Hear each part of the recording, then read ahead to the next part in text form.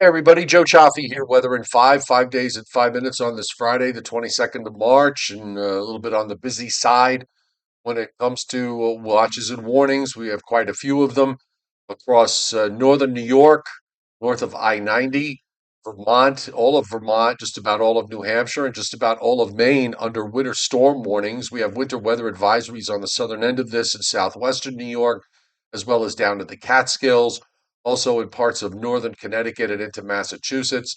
Flood watches, and this is going to be very important for the coastal plain. We've got flood watches up for southern New England, Long Island, New York City, the lower Hudson Valley, all of New Jersey, southeastern Pennsylvania, down to Delaware, and into a good chunk of central and eastern Maryland and parts of northeastern Virginia.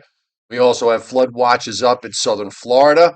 We have high wind warnings up from eastern New Mexico through West Texas and points northward into southern Kansas. Winter storm watches in Minnesota and northwest Wisconsin, probably going to go to warning soon.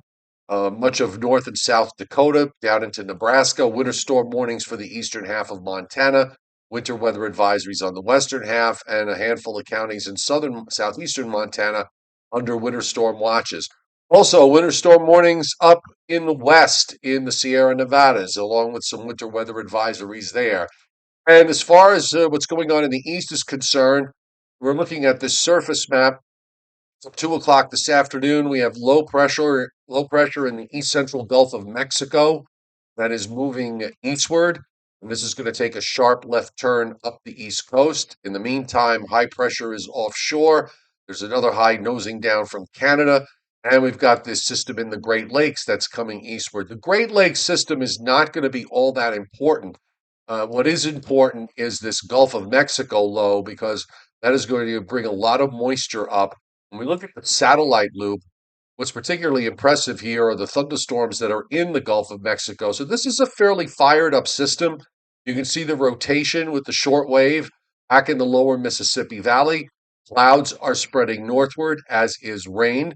We also have clouds in the Ohio Valley, clouds beginning to increase across southern areas of the Northeast and northern mid-Atlantic, and there's moisture coming over the top and spreading into New York State. And with that, we have an area of some snow uh, up in north central New York, moving eastward into southern Vermont, and extending back to the Canada side, north of Lake Erie, across central Michigan, turns to rain showers as you get further south into Illinois. We have rain in Ohio, light rain in Ohio and western Pennsylvania that's spreading eastward. And then we have this rain area that's now blossoming out throughout the deep south.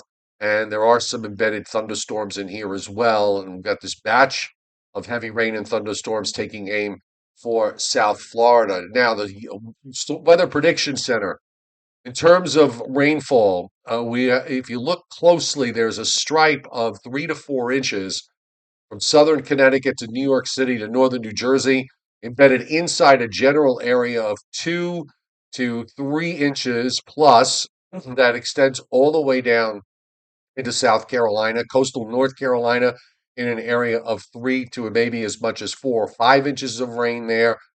So this is again a fairly loaded system with moisture. This is a 7 day rainfall map. So why don't we go to the 3 day so we can at least narrow things down? And again, this is all from this system that's coming up the East Coast now. We don't have a second one in play until later next week. But on the 3 day map, you can see where all the heavy rain is in the east, in the middle Mississippi Valley down to East Texas, across the northern plains to the western lakes. We're looking at anywhere from 3/4 of an inch of liquid to an inch and a half, and in a lot of areas there, it's going to be snow, and that extends back to 1/4 to a half inch back through Montana.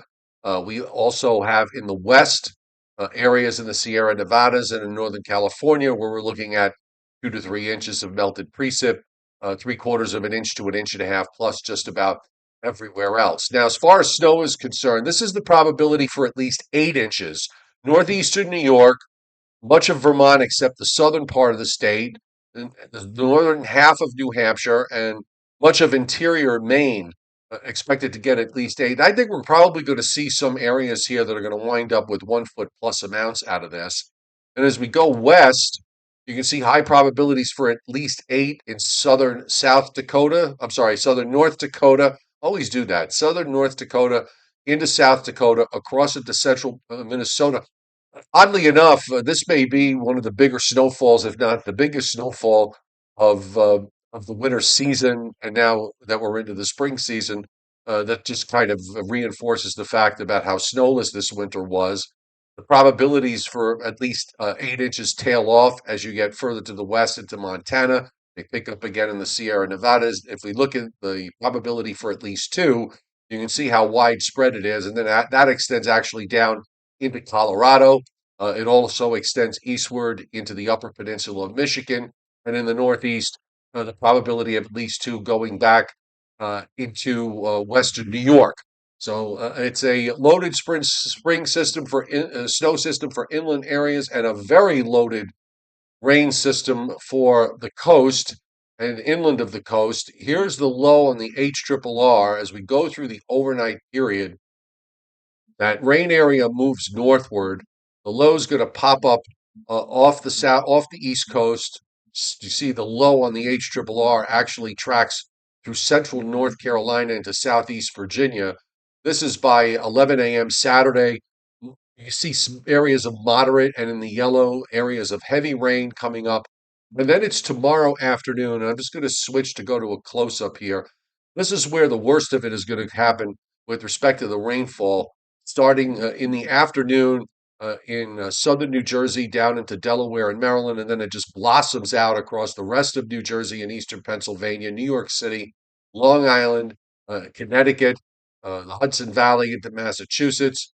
We've got a squall line that the HRRR actually develops with this, and that swings through Long Island in a big way sometime Saturday evening. To the north, you see where the snow is. It's uh, in those areas that we indicated, north of Massachusetts and Connecticut, getting up into northern New England, with heavy snows breaking out in parts of Maine. The low is going to move along as we get into Sunday morning, and I think weather conditions are going to start to improve from west to east during Saturday night. And as far as Sunday is concerned, as I'll widen the map out here, and we'll go to the GFS so we could take you out a little bit on the long range. There's a western system that's coming in with those heavy mountain snows and valley rains. You can see a deep low there in western Kansas by the time we get to Monday. Now, in the east, early next week, just want to point out for coastal areas here, is that we have an onshore flow. We've got a full moon Sunday night. We just had the vernal equinox, very high spring tides. So look for coastal flooding, not so much from the storm system. There might be a little bit with the storm system as it comes up with the south southeast winds ahead of it that are going to be gusting to 30 to 40 miles an hour near the coast, but seems to be coming during a low tide cycle.